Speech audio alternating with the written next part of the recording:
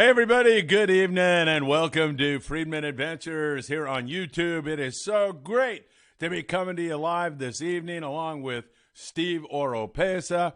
It's our pleasure to say hello to you, welcome you on board. We've got a lot of great fishing information. We'll be talking about our upcoming charters. We're going to talk about the Bisbees. I've been getting updates in the sign-in down there. You're not going to believe how much money they're playing for down there this time. We'll have info on Cedros. We'll have info on the bite down below San Diego on yellowfin tuna, which remains pretty darn good.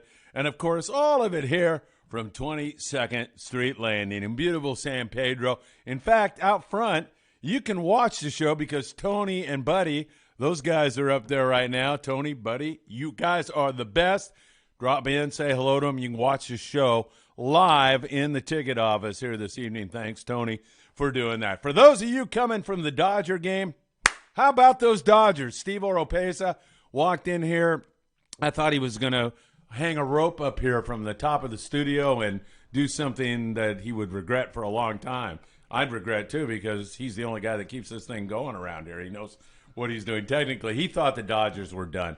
And all of a sudden, Tony Bellinger whacks out a 3-run homer, ties the game up. The Dodgers go on to win in dramatic fashion, and this is the kind of a win that can turn a series around. So congratulations to the Dodgers, all you Dodger fans, and I know there are so many out there.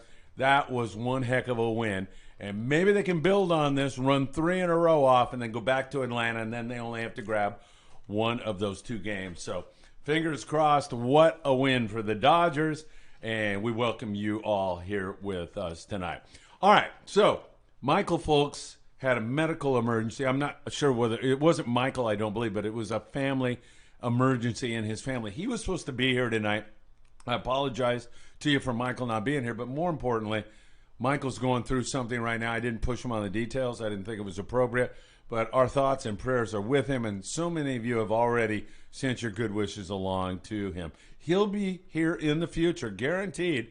Michael and I are going to have a great time reminiscing over a lot of great stuff. The guy that started Inside Sport Fishing, and he's not finished. I mean, Michael still is headed off to a bright future, and he's doing something about the history of sport fishing, which, incidentally, as many of you know, got started right out here at Avalon on Catalina Island. That's where the birth of sport fishing actually took place, and we can't wait for Michael to get in here. But for right now, we'll send our thoughts and prayers along to Michael.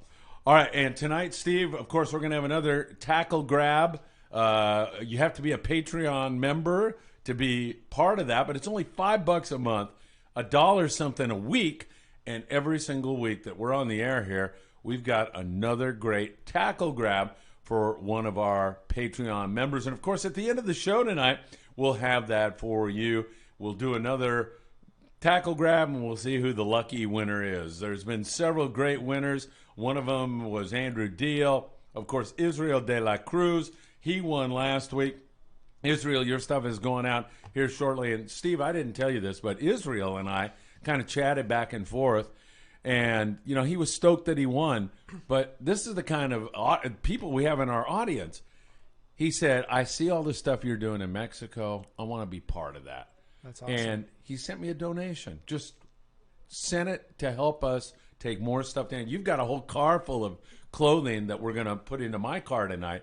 But we are going to do something for the Epiphany, or as it's known in Mexico, Dia de Reyes. We're going to take down a lot of wintertime clothing and baby clothing. But I mean, Israel de la Cruz, I called him to tell him he won, and he made me and the people in Mexico a winner. Gotta love people like that. And I feel like a lot of our audience are like that. Every time we talk to someone, just great things happen. Yeah, there's times, you know, it's part of, like, my recovery as an alcoholic. It's to do things for others. That's how you're supposed to conduct your life. So, in a way, I'm grateful for that it keeps me doing that. There are times when I say to myself, you know, I really should be doing this or that, and I've got to do this thing. But every time I do that in Mexico, I feel, or any other place in the world, I feel really grateful. So, good stuff, Israel. We thank you very, very much. All right, let's talk Bisbees. Let's start out with that. We're going to update you starting down there at the tip of the Baja Peninsula, Cabo San Lucas area. Sean Morgan has been sending me videos for the last 2 hours. And as he has more margaritas, the crazier these videos get. I mean, you'd think that he would be talking about blue and black marlin down there. He's sending me video of butterflies. He's saying there's the pink one, there's the blue one, there's the purple one. So as I say, as the more he has, I think the more inebriated he becomes, the funnier his videos are. And it really has been kind of crazy here recently. So Sean is down there. Here's the deal. 191 boats. They had 140 or so boats last year. $4.6 million on the line last year. I just heard the announcement. Sean sent it to me. Over $9 million this year. Tremendous amount of money on the line. And how does fishing look down there right now? Well, that's what we're here for, and that's what Sean is feeding me information. Incidentally, Dave Dodge is also down there. Dave sending me some. He said you can feel the electricity all through there. Bobby Lee now is down there. But Sean said, Phil, we got a little bit of a problem, and it's called mucho viento. A lot of wind down there right now. So I asked Sean, did it knock the water temp down? No, 84 degrees. Did it knock the fishing down? Yes. It's been very, very poor over the course of the last few days. So 191 boats, poor conditions, and the bite down. As you well know, by watching the Dodger games, things can change like that. So tomorrow's a whole nother day, and the bite could be on. But in these kind of situations, this is where the cream rises to the top. You're going to have to fish hard. You're going to have to pay more attention than ever before because it's slim pickings right now. And that wind is forecast to continue. That wind is supposed to continue. So that's going to make it difficult, Steve. No question about it. A lot of wind, down fishing, over $9 million on the line. This is the largest fishing tournament anywhere in the world. It's really phenomenal. Have those guys been able to do some pre-fishing? Did they give you any reports on what what they're seeing, what they've caught, how they're catching it, anything like that? Yeah, a little bit. I mean, Sean said he fished. They have something called the Little Bisbees before this tournament. He was out in that, and he said it was very poor fishing for everybody. He said catching a qualifying fish is going to be a chore in and of itself. So I believe, and I should know this, but I think a qualifying fish is 300 and above. If you don't have that, you don't even bother with it. Right. And so he said it's tough right now. Very, very difficult fishing. It's going to be an interesting tournament. I mean, who knows? I know either last year or the year before they actually rolled over all the because nobody won, so they rolled all the money over into the following tournament. So who knows what's going to happen this year? Right, and that's why they're up to $9 million this year. And okay, yeah. So then last year nobody won, so they rolled it over to this year. 4.6, and it's a big purse that somebody can take home. Man. And almost 200 boats. And I believe when I heard that, the guy said that they were still checking people in, so they might go over 200 boats down there, and that is really, really crazy. All right, so lots of wind down there. Sean Morgan checking in with me, telling me that it's very difficult conditions, but tomorrow they get started. It's a 3-day event. Dave Dodge, Bobby Lee now, Sean Morgan, they'll all be checking in with us here at Friedman Adventures. And so in the subsequent days, the days that follow today, we, of course, will be updating you on our Facebook page and our Instagram, Friedman Adventures. All right, let's move up to Bahia Tortuga Bay. And, of course, it's a very short run, 20-mile run or so to Cedros from there. So we can talk a little bit about that. Benny Florentino was just at Cedros, and from the looks of the photos and everything else, it looked like he had some really excellent calico bass fishing in that zone. Now, Viper is also down there. That's Brad Phillips, who used to run the first string, and I talked to Brad. He said Dorado fishing, offshore, phenomenal. All you want right now. Little mix of yellowfin starting to get in there also, so they're starting to see that right now. And also, he is continuing to catch giant yellowtail off the rocks. And as I told you last week, in case you missed this, it's worth repeating. First of all, some of those yellows are over 70 pounds. There's several over 50. He's even got fish over 60 pounds. So it's really phenomenal. You're throwing, he likes to throw a Tatty 45, I believe, off the rocks, takes a couple of winds, and watches the explosion happen. You talk about an adrenaline rush. My God, catching a fish that size on a long-range sport fisher would be an adrenaline rush. Standing on the pristine, rugged Baja coast and doing it is a whole nother dimension of adrenaline rush. It is really crazy stuff. Fishing the heavy line, getting those fish to blow up on your jig. It's all really interesting stuff. And if you're thinking that I'm going to get down there pretty soon and fish that zone, you are 100% right. I'm thinking of Thanksgiving weekend. I'm not positive yet, but I'm really seriously considering it because it sounds so good. And also what I was going to tell you was Brad found a zone that is really rocky and inaccessible to the Mexican gill netters, so they don't go into this area. And he said he was standing up at a high perch looking down into the crystal blue water and could see in 20 feet of water 500 to 1,000 white sea bass making a circle. He said he can't wait to fish that, and I can't either. So that zone sounds very, very good. And hopefully we'll get Benny Florentino in here in the next few days, or I should say on one of these Tuesday evenings, to talk about his recent experience out at Cedros. He went out there, and it looked like they were focusing a lot on calico bass, so that looks really good. Any chance, Steve, that you can get a few days off and make a run down there with us? I know you're a busy guy, but I would love to. That would be, a dream sounds come very true. tempting, doesn't it? Absolutely. So why don't you tell us a little bit about what's going down in San Diego right now? Excuse me. Well, San Diego, as you know, there's the day fleet down there, Malahini, Mission Bell, and those guys are having very tough one-day fishing. And I'm talking about boats that leave at 6 in the morning and fish until evening.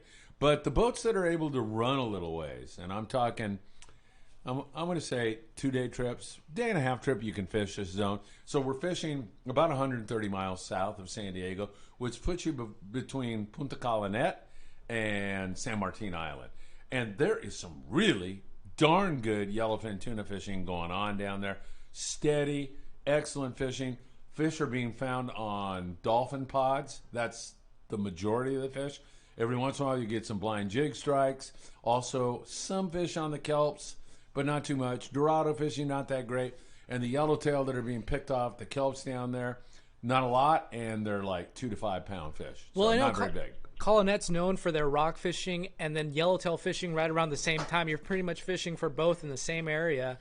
Any news on that? Are they doing any of that right now? No, they're not, and the reason is because this stuff's all offshore, so Okay. they're out in the deeper water doing that. But you're absolutely right. Those trips that will start to kick into gear, they kick into gear when our rockfish season closes here in Southern California. Moves south. Then people think, hey man, I can still go to Colonet, and man, you're talking big lings, some really nice reds, really quality rockfish, Steve. And then you add to it that you're catching yellows in the same zone, and you got a piece of heaven. So right now, offshore, they're going to continue that until this yellowfin tuna stops biting, I'm sure. And, all it will take is some more wind and maybe some Arctic-based storms that work their way down there, cool the water temp down, and that yellowfin's going to say, I'm out of here, man. I'm going to the tropical warm seas that I feel better in. So they'll split, and that's when those guys will focus their attention on Colonet. Great fishing, 120 miles. You're fishing 70 fathoms, 60 fathoms, 50 fathoms. And, of course, yo-yo iron is going to be your best friend down there. Fishing yellowtail, you want to have 60-pound, at least 50-pound, and you want to fish the yo-yo iron for the yellows, and then a 2-hook gannion will do it on the rockfish. And when you have good weather, Steve, and when you get down there on a pristine kind of day, limits of rockfish and some good yellowtail hits is definitely something to be expected. So Awesome. That area looking good down there if you want to catch some yellowfin tuna, no doubt about that. The yellowfin are mostly, Scott Buchert was telling me, and he's working on the Ranger 85 tonight, just returned from a 3.5-day trip on the Ranger. Scott said those fish are anywhere from 12 to 25 pounds. There's some bigger yellowfin also mixed in. He also said that you do get those ripper bites where they're biting everything you throw at them, but there has been some times when they're finicky, and you want to definitely make sure that you're fishing Opsin fluorocarbon. Opsin is the fluoro that we fish with, and you want to go with a 25, 20-pound Opsin fluorocarbon. If you're going to get some Opsin fluorocarbon, so many people say, how do I get it? Just go to www.opsin opsonusa.com. Make sure you put FA in at checkout for a special gift. You'll get some great fluorocarbon that will help you get more bites, catch more fish, and you'll get a nice gift along with it. So you're going to have to vary your tackle a little bit. I'm telling you, some of the stops will be good rippers where you can throw the heavy string at them. Other stops are going to be where you want to go down with that fluorocarbon. And of course, I've been saying it for 50 years. I've lost all my hair now saying it over and over and over again. But taking the time to do what? Choose a good hot bait. If you spend a little more time at the bait tank, you really, really try to catch that bait that's the hardest one to catch, then you're going to get more bites. And a lot of guys will soak that bait. I'm talking captains. They will soak that bait for 30 seconds. If it doesn't get a bite, they just surmise that there's something wrong. There's something wrong with the bait, and they wind it up, and they change that bait immediately. Also, please remember that your goal is to get your bait away from the boat. Sometimes you can do that with a nose hook bait. Other times, I prefer the butt hooked bait. Your bait has a tendency to swim down and out. And all you have to do is take a little wind on it. When you do that, say your bait quits swimming, take a wind, and normally it'll start swimming out again. If it doesn't, time to change your bait. Just constantly work at it. That's the best way to get a bite. And that applies to calico bass fishing, this yellowfin tuna bite that we're talking about out of San Diego. It applies to all of that. I did talk to Sean Hartigan over there on the Mission Bell, and he told me the one-day scene, as I mentioned up front, is difficult right now, but they're going to continue hammering away at it, and hopefully that will get going again. We do have some more wind coming. It's been a kind of a windy situation, so that has made things a bit on the tougher side. Hey, Arnie's listening in Ensenada, Baja California, from Arnie Sport Fishing. Arnie, you eating your palomitas tonight? Arnie is going to go looking for yo-yo iron yellowtail in Ensenada. So I guess I should talk a little Ensenada right now since Arnie's listening. Arnie Sport Fishing, great guy. Diego Nuno from Costa Baja Sport Fishing, another great guy down there. And Scorpion Sport Fishing. Those three operations you can go down there and have some fun with. All rockfish right now. The rockfish bite out of Ensenada has been really, really good. Excellent fishing going on down there on a variety of bottom stuff. Arnie says, however, it's time to go looking for some yo-yo iron yellows, and he says he's going to go do that tomorrow. So Arnie, suerte, hermano. We hope you come up with some fish. He was telling me that in the wintertime, the yo-yo iron yellowtail bite can be absolutely awesome and really good fishing on the yellows there. So you see the birds chasing those yellows around sometimes. Other times they're just deep and they're on the machines. You see them on the machines, drop down, take some winds, and there's nothing better than getting hammered on the yo-yo iron. I will tell you, it is such a thrill. And down there in Ensenada, these guys, they are really hardcore fishermen. I mean, I could see with Arnie, he was on Scorpion Sport Fishing with us.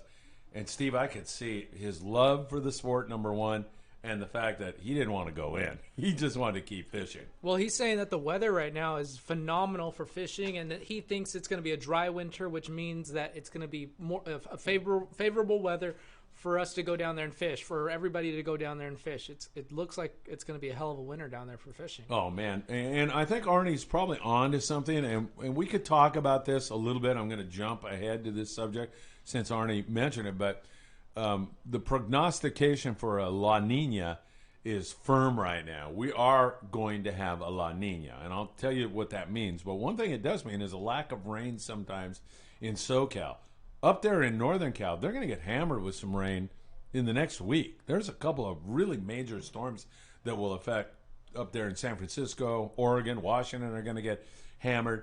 We're going to get some of that wind down here, but normally we'll stay kind of dry, so Arnie might be on to something. And what happens in a La Nina is you start to see a lot more cold water.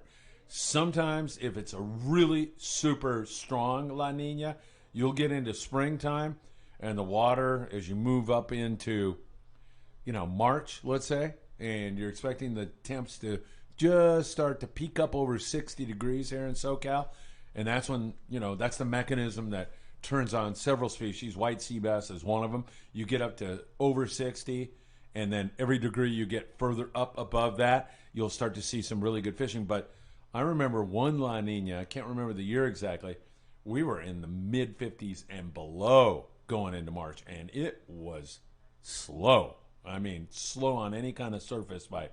Rock fishing was excellent, and those fish will multiply. They'll do much better in cold water, rockfish. So that's going to help that fishery for sure. But we'll just have to see how strong of a La Nina this is in fact going to be. But if Arnie's right about this dry weather and temps are good down there, and he said they've got beautiful weather down there, man, I'll tell you, this just looks really, really good. And hopefully we're going to see that bite take off. Maybe Arnie will find something tomorrow. You know, something I think I should talk about to all of you, because I get this question all the time, and that's driving to Mexico. And, you know, I guess the question I get, and the thing I've heard my whole life, is the safety factor. Is it safe to go to Mexico? So I was 17 years old. My brother was 15 when I drove to Laredo, Baja California. So my mom and dad said, yeah, go for it. Good luck, you know.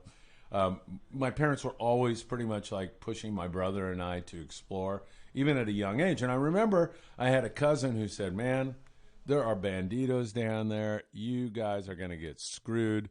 And he kind of put the fear of God in my brother and I. So we went to my mom and we said, hey, Mom, Dad, what do you think? And they said, we think you should go. So needless to say, it was the trip of a lifetime.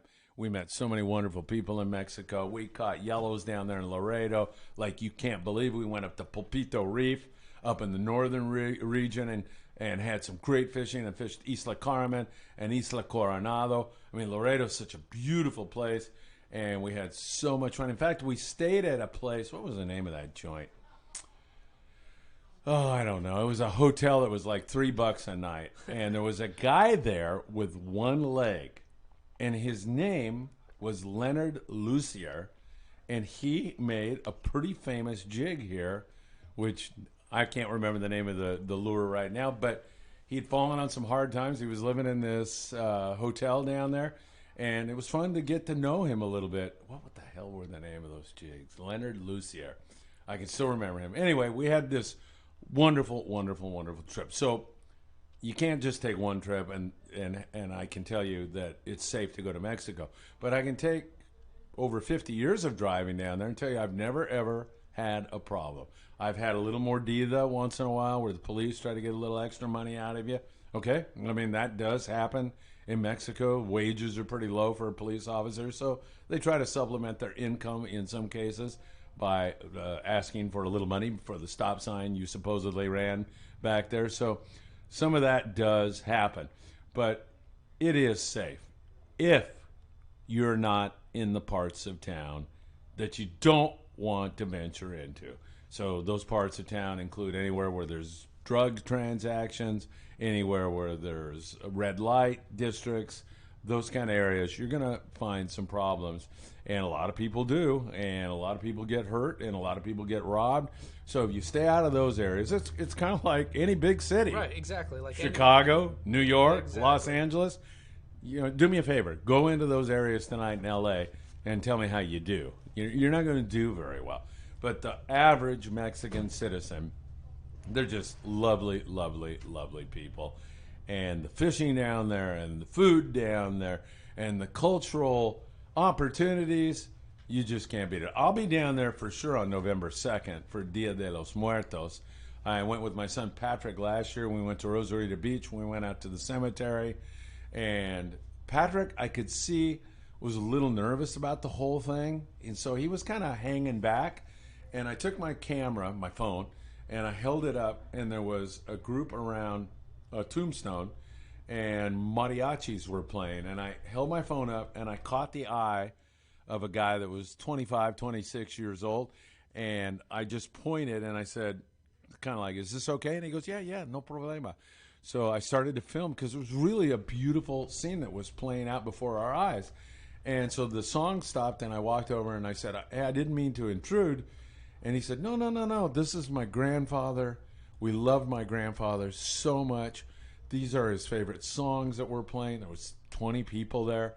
This is his favorite tequila. We're all having a shot of his favorite tequila, his favorite food. We're all remembering what a good man my grandfather was. And I could see it was having an effect, a profound effect on Patrick. So it's those kind of things, those cultural kind of things that I live for, that I can't get enough of. I've experienced that in southern Mexico, down in Guerrero, where I lived with a tribe of Indians named the Amusco Indians. I've experienced it in Tijuana and in Rosarito, and I will be back. In fact, my friend Arturo Martinez told me they have some really great altar displays and so much more for Dia de los Muertos out in the wine country of Baja, so I'm going to go visit that.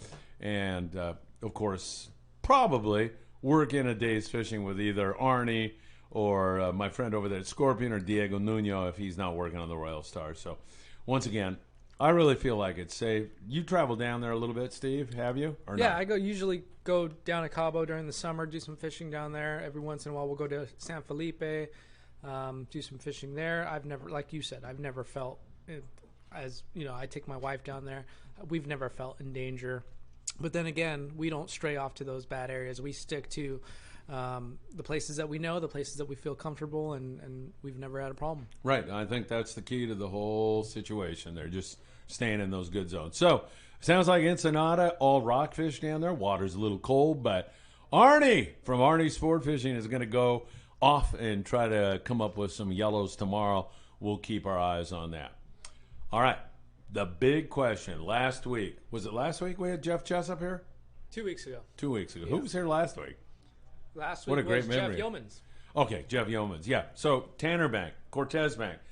We were talking about that with Jeff. Is it over? Is the season over? And I was saying, I don't think that last blow we had would be a season ender. However, something else was going on. Something that perhaps we don't have a handle on. We got out there on our trip the day after Jeff Jessup on the Amigo had full speed, wide open bluefin tuna fishing. Limited out early. It was Damien's trip. Damien works there at 22nd Street. They were back in early, allowed us, and we get out there. There's a 1 degree drop in water temp, which sometimes is enough to give the fish lockjaw, and it was just a different situation. We caught 5 fish that day, and we were all thinking it was over. The next day, we had decent fishing. I think we had 28 fish, something like that. Had a great time with our group, no doubt about it. Mark Paisano Jr., the captain, made all the right calls. The crew, they were fantastic as always. And so I watched that bite as it progressed along, and it was starting to become inconsistent. After a month of take it to the bank, wide open, limit style, big bluefin with some smaller bluefin, but it was just as good as you could possibly want it. I watched it start to sputter a little bit, start to become more inconsistent. And so you add that with this wind, and now what we're left with is some poor conditions in some areas and a bite that is dwindled down. Now, is it over? I'm going to say probably, but you just never know. And the reason I say probably is because we have some nasty wind headed this way for the weekend again, and I'm talking about out there on Tanner Cortez. I know Brian Burrell, we were going to have Brian stop in here tonight, but he's getting in late on the Thunderbird out there fishing with Jeff out of Newport Beach. And they had a handful of fish, not that many, some big ones. They had some fish over 100 pounds. But Brian said yesterday out there on the Cortez Bank, they couldn't even fly a balloon. It was that nasty. He said it was almost unfishable out there. Just really poor conditions out there on Cortez. And today it settled down a little bit, and they scratched out some fish. There's been some other boys out there for not much. I believe the Grande was out there recently out of Point Loma Sport Fishing and scratched a few fish. We're going to have to get back to some nice weather. And believe me, here we go with a really weird fall. Fall is when we normally have the best fishing and the best weather. And we've got a lot of wind and a lot of crazy weather right now, and that is not helping. It's the same thing as when we talked about that yellowfin tuna down there out of San Diego. It's going to get to a point where those fish are uncomfortable. The water's too cold, and they know where to find the warm water. They start moving south. And these bluefin are going to feel the same way if we get too much more wind, get water temperature drops and get that water mucked up. There's some green water, and they don't like that either. They'll go find verdant pastures. They'll go find a better area. That is for sure. Is it? I mean, we're experiencing a lot of wind, especially down here. Long Beach, Catalina. Is this normal for this time of year, Phil? No, not at all, Steve. This is when normally you have no wind. Summer is when it can be very windy. Spring, you get a lot of wind all the time. You get the winds in the spring, and it normally extends into summer. But come October, it's usually done. In fact, late September, it's usually done. And we are getting some windier weather, no doubt about it. And that is having a detrimental effect on this bite. And I hear the captains, every so often we'll hear the captains talk about these Santa Anas when the Santa Anas come. Can you explain that a little bit for our viewers? What exactly are the Santa Anas when they refer to that? Sure. The Santa Anas are winds that originate in the desert regions and blow offshore. So, A, they're warm, and B, what they do is they knock the swell down normally. And sometimes, if you're near passes and canyons, that's a different thing. You can get into some nasty, windy weather where mariners have to be extremely careful in those situations. But I remember fishing commercially on Tanner Bank. You get a Santa Ana, man, it was freaking glass, and it was like kind of balmy almost. Like you had to, take off all your jackets, fishing in a t-shirt. It was really nice weather. So you do have to be careful around those passes and canyons. You can get into a lot of trouble. I know boats that have rolled in that kind of stuff because some of those winds are almost hurricane force. Right. 70 miles an hour, 72, I believe, is a hurricane. So you got to be very, very careful around those winds. But normally, Steve, you'll see a lot of flat calm seas and warm weather, and it really makes things nice. Makes it nice to work in those conditions, no question about it. See a lot of people up there saying hello, and just I'll send out a general hello to everybody. So Fishing Memories is asking, he's saying, hi, Phil. He loves the show. And he's asking if you've ever fished Santa Monica, or have you fished Santa Monica Bay lately? He'd like to hear some old stories from there. Oh, my God. Well, I haven't lately, that is for sure. I haven't fished, I was off and goofing around in China for 3 years, so my fishing got broken up pretty good. But Santa Monica Bay, I can tell you some old stories, some great old stories. Number one probably on the list. It's one that Eddie Leland hates me to tell because Eddie was over decking on the Mascot 4, I believe it was. Joe Schilling was running that boat. And there was some bluefin that were starting to move into the Santa Monica Bay. I was a deckhand on the Redondo Special, and I was 14 or something like that, 14 years old. And Eddie Leland had not had a day off for, I don't know, he ran off 40 days in a row or something obscene like that. And so Joe said, hey, can you work tomorrow? And I had the day off. It was summertime. I actually went to school and barely graduated high school. But it was a weekend. So, I said, yeah, no problem, Joe. So it was just amazing for a 14-year-old kid who was catching mostly like calico bass on a good day. Every once in a while we catch some yellowtail, but I was just starting my fishing career in those days. So I hadn't seen a lot. And we poke our nose outside the harbor. And if any of you know where the Topaz Rock Jetty is as you come out of Redondo, it's 2 minutes from the harbor, okay? 2 minutes from the harbor, and Joe gets on the PA and says, guys, I got a foamer of bluefin off the bow. Get ready. And I'm like, what? And he said, Phil, get on the tank. Start throwing bait. So I knew how to do that. So I'm on the tank throwing bait, and frickin' ocean explodes with bluefin tuna. It was a phenomenal day. I remember I stayed on the tank because that was all I was capable of doing. And Joe was telling me where to throw the bait. You have to watch when you're chumming, you watch where the current is going, because if you throw the bait to where the current is going, then it sucks way away from the boat. So if the current is going this way, then you're throwing the bait way uphill this way, and by the time it gets back, it's off your stern, and the fish are sucked into the stern, and you can throw them one at a time there and keep them right there in the corner. Well, we had a phenomenal day. I forget what the exact number was. Eddie would be able to tell you, but it was over 100 BFT right there on the Topaz Rock Jetty. A little bit of shenanigans were going on. I think we bowed the Redondo Special, or they bowed us, and it got a little crazy out there. It was an absolutely phenomenal day in the Santa Monica Bay, probably circa 1974, something like that. Just a day that I'll never, ever forget. And then of course, we've got 100 bluefin that need to get cleaned, and it's Joe and I. That was the crew. So Joe goes, come up here with me. And he takes me up into the wheelhouse, puts me on the wheel, and he says, here's the throttle, here's the gear shift. I just need you to kind of make circles out here. And I go, can I kind of play around and kind of learn how to do this? And he goes, yeah. Here, I'll show you what to do. And Joe was great, good teacher, sometimes a little strict, but those sometimes are the best teachers.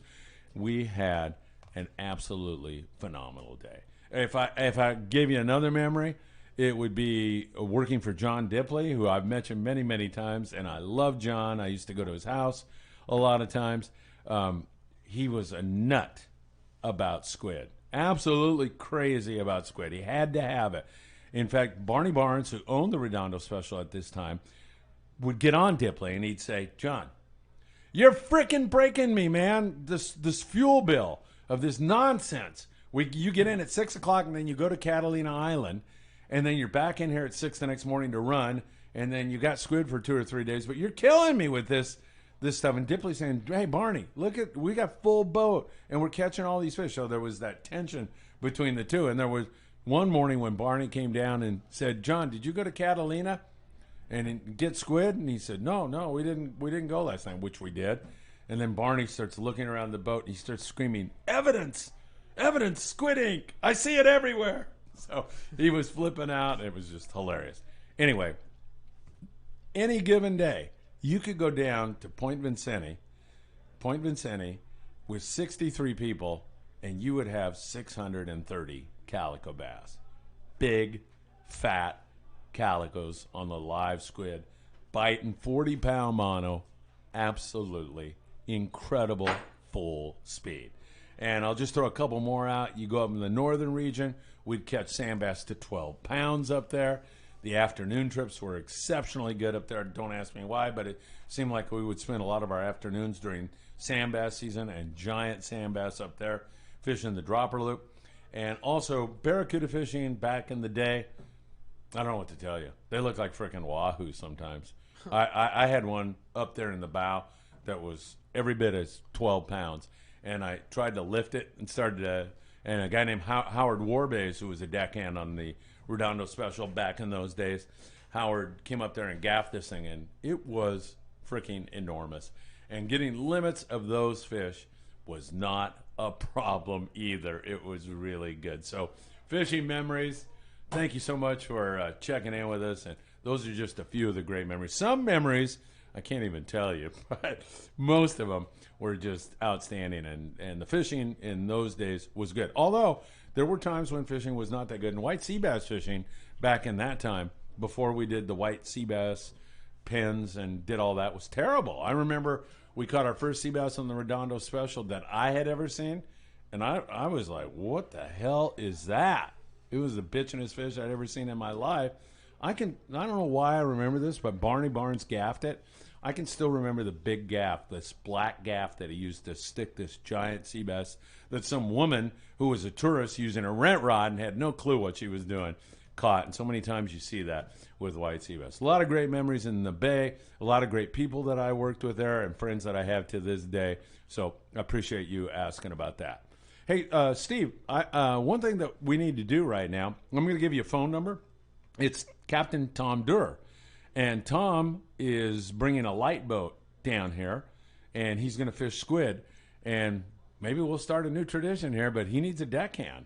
And if anybody out there is looking for work, and you want to learn from the master, you want to go out there and scoop squid, power braille squid, which is just it's a mechanized way of doing it, or sometimes you scoop by hand. Tom's looking for a deckhand. So if you'd like to do it, he said you got to be able to fit into the engine room, because I don't think Tom can fit in there. Great. Tom, go on a diet. But so you got to be in somewhat decent shape. So Tom's phone number is, for anybody out there who's crazy enough to want to be locked up with Tom Durr for a night out at sea, it's 310-877-1257. Give Tom a call right now and see what he says. I know the boat presently is in Monterey, but it should be down here shortly. And it's a nice little rig. I checked it out. I was up there in Monterey here recently. and checked it out. For squid fishing, what time of day are they doing this? I mean, explain to our viewers how this Sure. happens. Sure. So squid normally work best at night. There is a phenomenon known as daylight squid, where squid will float up in the daytime. But most of the time, it's going to be at night. And so typically you'll leave, depends upon how far you're going to go, but you're going to leave at 3, 4 in the afternoon, 2 in the afternoon, get anchored up, get set up on a spot of squid right at sunset, and then turn your lights on. And keep your fingers crossed that there's not too many animals on it, and I'm talking about sea lions or sharks or dolphin. You got to be sure that, or you got to hope that the squid float. Sometimes they don't float. Most of the time when they float, they're spawning. So if you don't see any evidence of eggs or any of that around, sometimes they won't float. But when they start to spawn, they come to the surface and they do their little love dance for you, and that's when they're vulnerable and they float to the surface. Anybody who's ever seen it, first time I saw it was on Jacques Cousteau. And when I saw that, I'm going, oh my God, will I ever be fortunate enough in my life to see this spectacle of nature firsthand? And I remember being on the pursuit out of Redondo sport fishing at Catalina and seeing all that squid, that biomass, come to the surface of the sea with blue sharks swimming through it.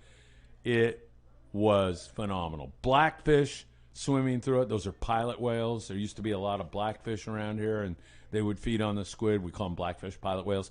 And, God, to this day, it still amazes me. It's still something that I enjoy seeing. So it's a nighttime gig. You're not going to get much sleep. You get your sleep in the daytime. So a lot of times you'll stay out there during the daytime hours. You can fish if you like to fish.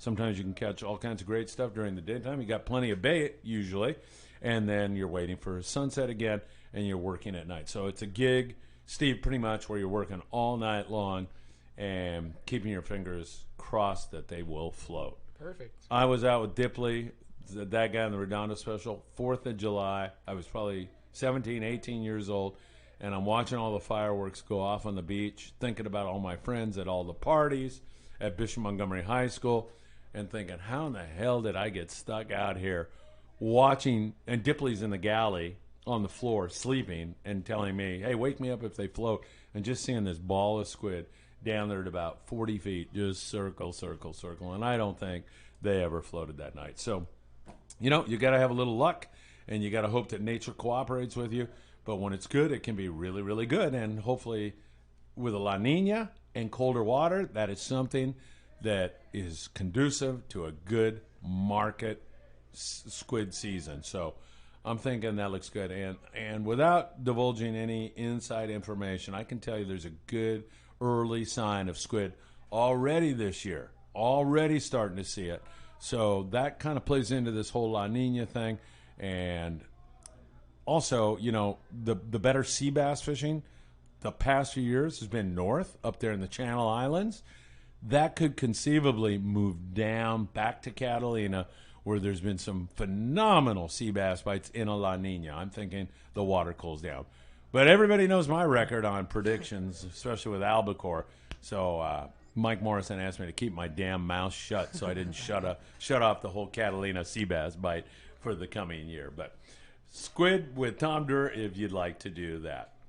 All right. Back to, unless we have a question, and anybody has a question tonight, please feel free. By the way, I should mention to you one more time, Michael Folks was supposed to be here this evening, but unfortunately Michael has a family emergency. Our thoughts and prayers are with him. We'll have him back with us in the near future. Can't wait to talk about how Inside Sport Fishing got started, as well as what Michael's up to for the future. And then we also have the tackle grab giveaway coming up, and just to inform our viewers, today we're going to be doing a $25 gift card to Big Fish Tackle in Huntington Beach. We're going to be doing a $25 gift card to Opsin Fluorocarbon, and some hats for Fishing Syndicate and Big Fish as well. All right, excellent. Yeah. And that costs $5 a month to become a Patreon member.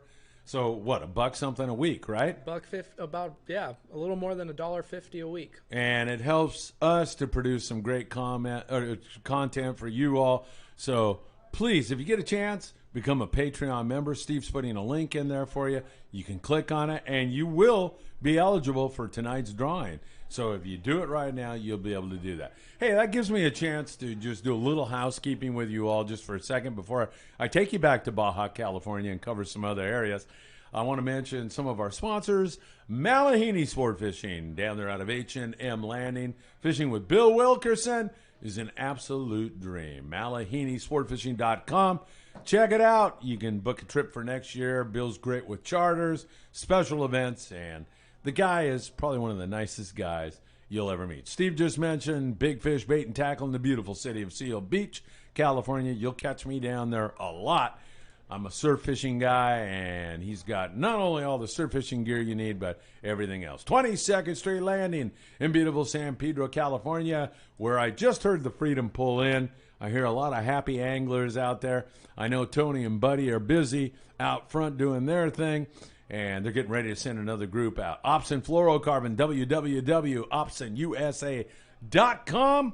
Make sure you put in FA at checkout. Fish Taco Chronicles Magazine, the Rosarito Beach Hotel, and Playa Saldamondo, just short of Ensenada. So some of our sponsors to make it all possible. And also, in case you're driving around in the car and you want to listen to us, iHeartRadio, Spotify, Apple Podcasts, and Stitchers, you can check us out there. All right, let's continue with our up and down the coast. If you have a question, please feel free to ask. What a tremendous Dodger game for Steve. I'm very happy. He better be happy for me when the Irish beat USC. Now, he's a big SC fan also, as are many of you. So, you know, what can I tell you? Catholic school my whole life. I'm a big Notre Dame guy. All right, Playa Saldamondo. I talked to George Saldamondo, and he said, Phil, there's some guys who are coming down here and still having excellent barred perch fishing. Water's kind of cool down there. And as we were down there maybe a month ago or so, myself and Martin Padilla, and man, the Lucky Craft was the way to go. That's what was getting bit. It was getting absolutely hammered. Really great fishing going on down there on the Lucky Crafts on giant barred perch, and it was really, really excellent. So fishing. Do you know which specific Lucky? Was it the pointer? I think it's like the 120s. They offer, there's a few different models down there. So the only thing I can do, no, I don't, but I can tell you that there's a video up, and it's mentioned in the video. We show the lure, and Martin mentions exactly what it was. So on Friedman Adventures on YouTube, there's a Playa Saldamondo video, and I'll pay more attention to that kind of stuff in the future, Steve, for sure. But, yeah, it was just phenomenal, really good. And there was a lot of locals there, and they were fishing with mussels and not getting bit. We just got a new Patreon member. Thank you, Dale. I'm sorry if I'm gonna butcher your last name, but it's Grauberger. Oh, Dale Grauberger. That guy is him, his daughters, his wife. They all fished with us on the Malahini. Steve, I thought I was Mr. Baja. Friggin' Dale. He's going to the soccer games down there every week. Awesome. He's going to a place called Telefonica. Have you heard of that? Yeah, in TJ, right? Yeah, it's a great place. There's a bunch of little booths where you can eat down there. Really great food. It's named Telefonica because it's next to the old telephone thing. But Steve, the best thing he told me, man, and I know they don't do it anymore. He ran with the frickin' bulls in Tecate. They used to do that in Tecate. I think maybe some booze was involved in that decision to run in front of a wild animal like that. But, man, I would love to go down there and film you doing it again, Dale. I'm not doing it because those things could catch me. Too old and fat for that. But I would love to do that. He's a great guy. He loves Baja and super good guy. And then we have Izzy asking when you will have your charter trip dates available. He would love to jump on one. Izzy, you are a mind reader because I just booked 2 trips on the Amigo for next season. Let me tell you about those trips right now. And in case you want to go, I'm not going to take any deposit money, but I can take names. And then once we figure that all out, I'll help you out there. All right, first trip. Little drum roll. I wish you had a drum roll or something. First trip. And we picked it because there is a super moon. It's in June after the limit changes to 3 white sea bass. We have a La Nina brewing. All these predictions that are going to go down the drain again. Oh, my God. No, this time it's going to be good. We have a La Nina. We're already seeing squid around town. That is all really good for white sea bass, especially in our zone. But it's a 2-day trip on board the Amigo, limited to 16 people, and it departs Wednesday, June the 15th, and fishes Thursday and Friday, gives you the weekend to take care of all your fish. So you could get 6 white sea bass on this trip, and I will tell you, with good weather, we're going to catch a lot of rockfish also. So this is a trip where you could load up, get some great eating fish, rockfish, and also 6 white sea bass. I know I'm counting my chickens before they hatch, but might as well throw albacore in there while you're doing it. Yeah, right? There's going to be wide open albacore too. I'll never live that down. I'm in the parking lot with Alex, and a guy drives by heckling me just out of the blue. So that's the first one, Izzy, June 15th, and then I have one more that I'll tell you about. But we're gonna do more. But I booked 2. So June 15th, the limit goes to 3 on the 15th. There's a super moon. Sea bass love to bite on the full moon. There are species of fish like sometimes you'll see good bluefin tuna fishing on the full, and for sure you'll see good blue marlin fishing on the full. There's some species that like to bite on it. White sea bass are one of those. And this is going to be a super moon. So it really looks like a good trip to me. We get some good weather. We can stay away from the wind. That should be an excellent trip. June 15th, Amigo, Friedman Adventures. And then the next one that I booked, and I'm going to put together Malahini trips and a lot of other stuff. I'm even going to do a Playa Saldamondo trip where we go down there and take over to Playa Saldamondo and surf fish for a couple of days. Maybe go down there and fish Ensenada on the Pongas also. But our next Amigo trip is going to be August the 31st, and that is also a Wednesday, fishing Thursday, Friday. That is going to be tailor-made for Cortez Bank, offshore, maybe albacore. Albacore! Yeah, here we go again. But, you know, that's the time of the year when normally you don't have all this wind, and it can be really, really, really excellent fishing. You were going to say something, Steve? Yeah, so we have Scott Grant asking if you could go over how the landings are going to be using November and December. What's going on with these boats? I know some boats do maintenance during that time of year. And the boats that are going out, what are they doing? What are they fishing for? Sure, Scott. Great question because, it's the time of year where you're kind of like, what is going to go on? Scott, before I answer that, let me just mention that the reason why Friedman Adventures leaves on Wednesday nights, and some people say, man, can't you do weekends? The reason why we do it is you stay away from the boat pressure, okay? And that is super important. And a 2-day trip on that June 15th trip, sometimes position when you're white sea bass fishing is super important, and you can get that all locked down on a 2-day trip because everybody's going home and you're staying there for that second day, and you can lock down alpha position. So 2 things, lack of boat pressure and being able to get alpha position. Okay, Scott, so what is going to go on in November and December? It's a good question, and a lot of that will be determined, of course, by what happens fishing-wise, and that will be determined by what happens weather-wise and the oceanography, and I'm referring to water clarity and water temperatures and all those things. So what we're seeing right now, Scott, is our local bite here along, you could start down there in San Diego, local, I mean coastline, and ride right up into the channel lines. It hasn't been all that great this year. There's been some decent yellowtail fishing down south, but let's just take the San Pedro area. It's been, slow. We had a little bit of a barracuda bite this year, some okay calico bass fishing, but rockfish, sculpin, that kind of thing has been the name of the game. So I suspect that will continue, okay? Maybe you'll start to get out in a little bit deeper water, catch some more quality rockfish. I was out with Walt on Monte Carlo. It was the galley cook. Mike Morrison came in here and made me go out there and be the galley cook, which I'm in debt to him for because I got to see a giant mako shark. But Walt got off the edge, and really we caught some nice quality whitefish and really beautiful fish. So I think that's what you're going to see most local boats doing. Now, 3/4-day boats have a little bit better range. So take the Pursuit or the Native Son. They're going to be fishing Catalina Island, and you'll have to check with the landing ahead of time to see how deep they're going to fish. Because if they get out there near that Freedom Rock area, that's deep out there, 80 fathoms, even deeper than that, so you're going to need a little bit heavier tackle. And if you're a real wimp, like Alex the intern, you'll bring an electric reel along with you.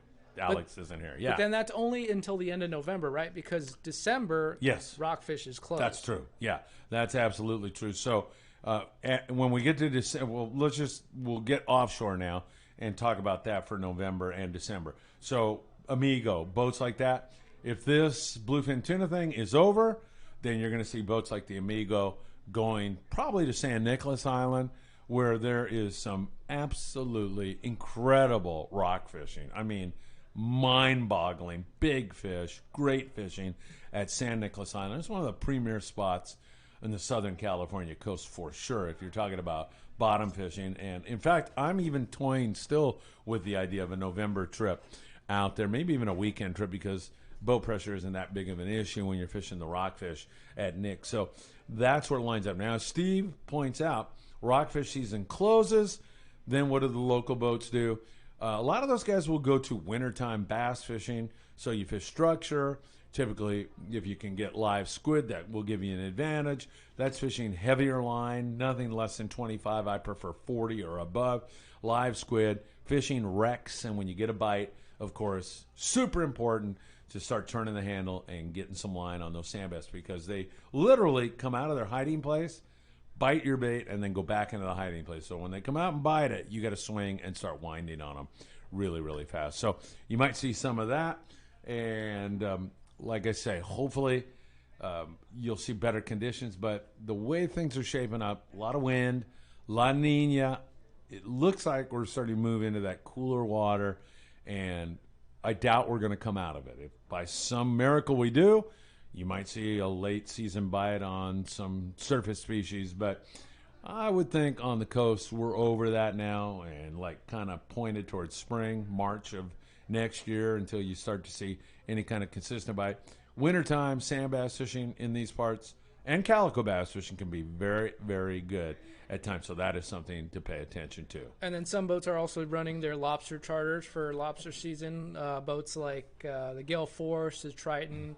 I know some boats out of Santa Monica Bay are also running some charters, but that's another good thing that's going on during this time of year. I know it's slow. Sometimes it can be slow for fishing, so they supplement their fishing season with lobster charters. Yeah, as well. In fact, Steve, I believe the Triton and Gale Force sometimes do this combo fishing lobster trip to Catalina, and those are a great hit. They do really, really well. So you actually go out around noon, and then it's basically noon to noon.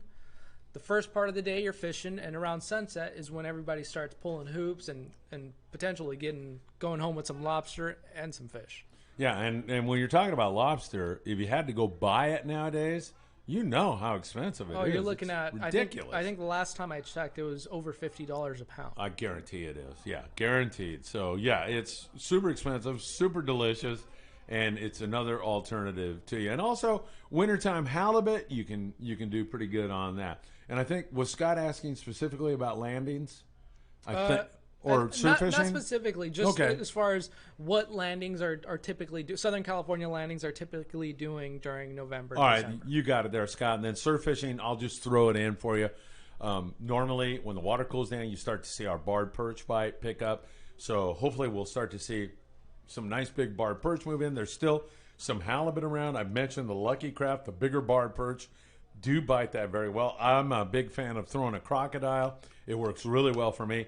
And when all else fails, bait is the best way to go. If you can't get any sand crabs, because we are moving into winter and there normally is a lack of them, digging in the sand and digging up what we call sandworms, those are a primo bait for all surf fish. And then you go to a place like Big Fish Bait and Tackle, pick up some mussels or some worms there, and that can be super, super effective. But sometimes the wintertime bite on yellowfin, croaker, halibut, and then as we move into January, February, you'll see that increase in barred perch can be really, really good, Scott. And then we got Fred Dempsey. He's asking if there's been any update, if you know, from Fred Hall, if the Fred Hall show is going to happen in 2022. I can speak on this a little bit. Go ahead. I know that they just reached out to us at Promar, and they're saying that there are dates set, which are going to be March 2nd through the 6th. So I'm sure they're sending contracts to all the vendors and all the retailers, all the manufacturers, people that normally have booths there. So I think they're trying to get it going. It's I would say it's probably not 100% for sure yet. Yeah. You know, from what I'm hearing, there's still a lot of people that are not sure whether they're going to do it or not, because with everything that's going on with COVID, they don't want to commit to something, then it gets canceled. And because, you know, companies usually put their schedule together for the shows for next year during this time of the year, so they don't want to commit to something that potentially could be canceled. So everything's still kind of unsure as far as I know.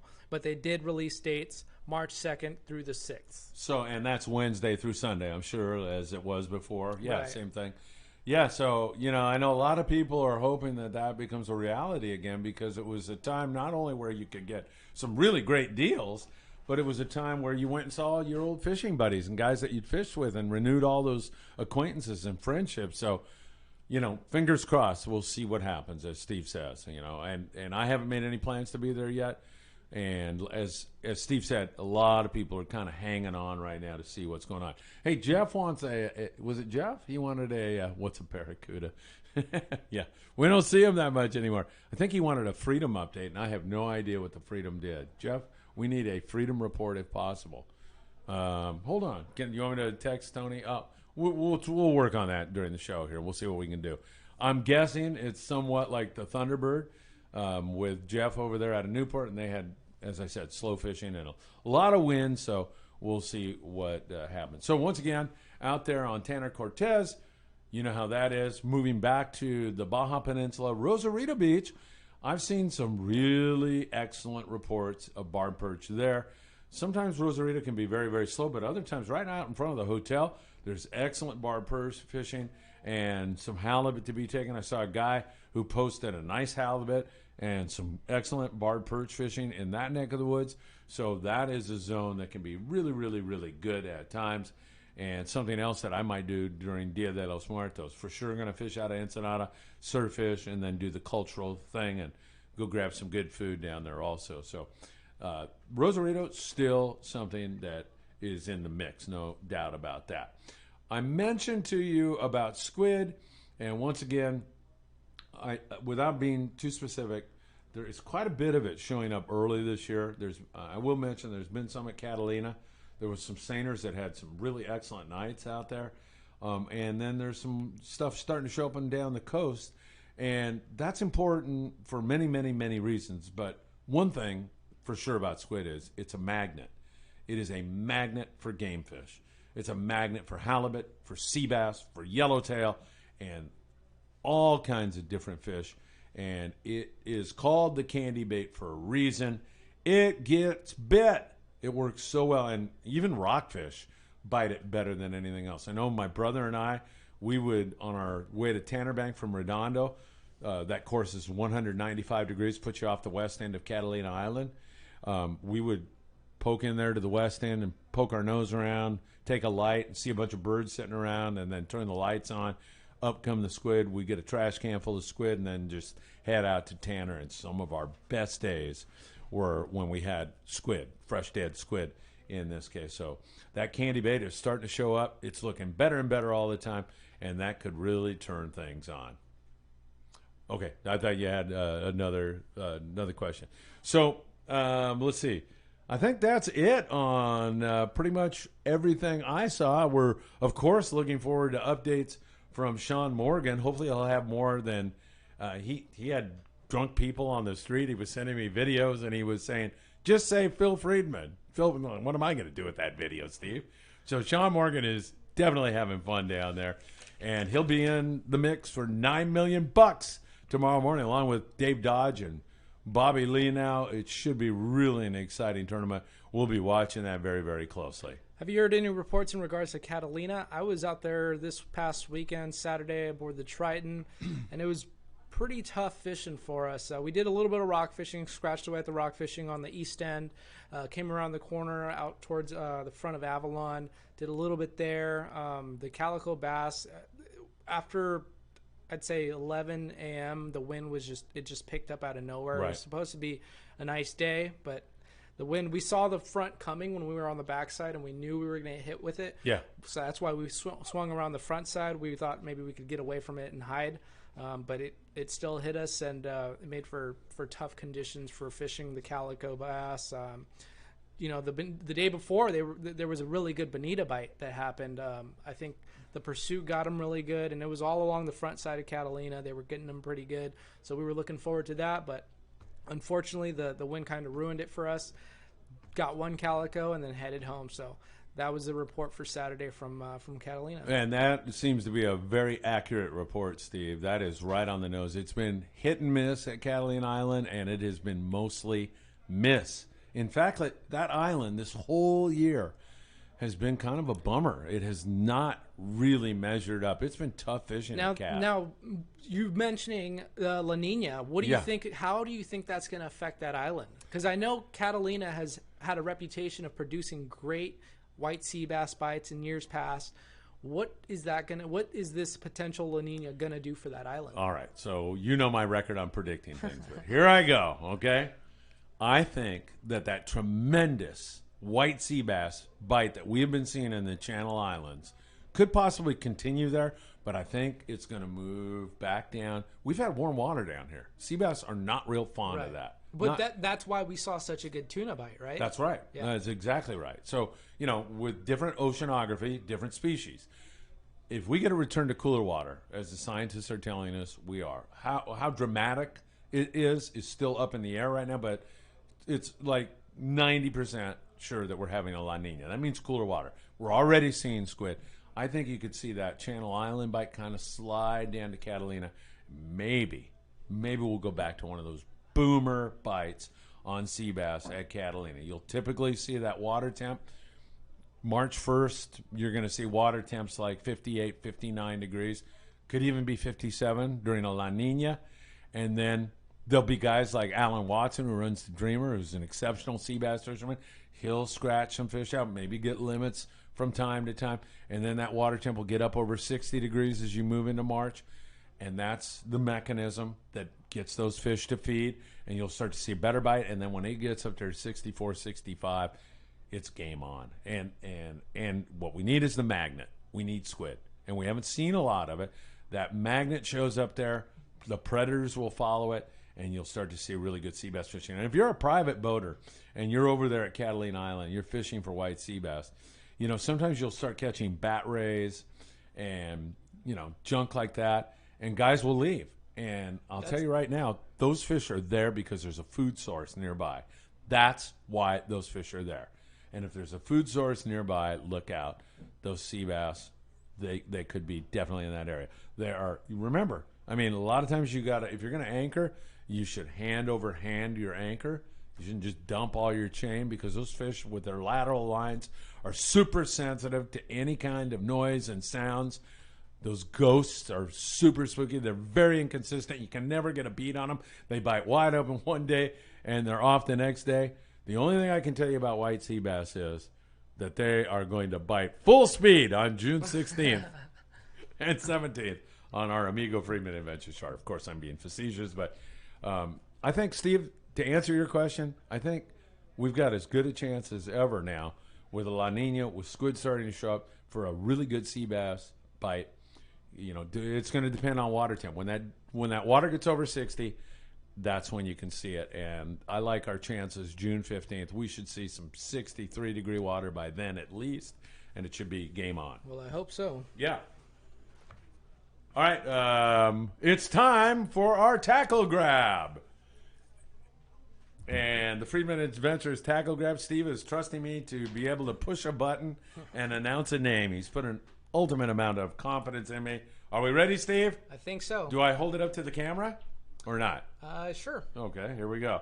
And round she goes. Did it stop? Not yet. All right. I don't have to push anything else, do I? All right, you got a winner. All right, the winner is... What the hell? Oh, here it is. It is the man who became a Patreon member just minutes ago, Dale. Nice. It is Dale. Congrats, Dale. Dale, you are the man. He just signed up. Steve just announced that he signed up. Dale, his daughters, We fished together on the Malahini. I talked about him running with the bulls in Tecate. So Dale is our winner tonight. Steve, one more time, what did Dale win? So he's taking home a $25 gift card to Ops and Fluorocarbon, a $25 gift card to Big Fish Tackle, Jeez. and a couple of hats, Fishing Syndicate hat and a Big Fish Tackle hat. So that's got to be about $60 to $75 worth of goods just there. At least for $1.50. Yeah. And Dale's in the tackle grab again next week. So Dale, congratulations. And all you folks out there, we would love you to become a Patreon member tonight. We'll have another drawing next Tuesday. And, of course, until Steve and I catch up to Rogan, you'll help us to produce some great content.